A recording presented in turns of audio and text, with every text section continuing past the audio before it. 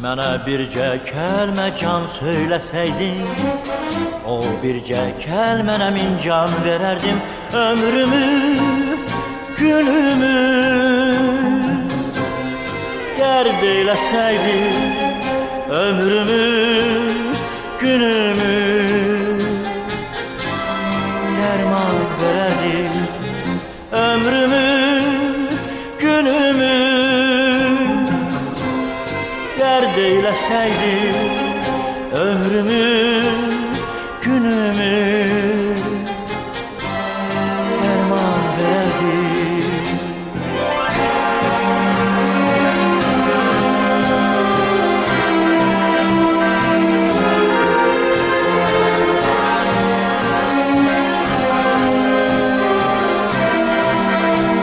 Azerbaycan Radyosu'nun Kızıl Fondu. Bezdirdim qəlbini sədaqətimlə, qaldım həsrətimlə, müsibətimlə.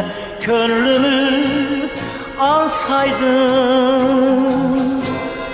bu zülmətimlə, sənə bir ışıqlı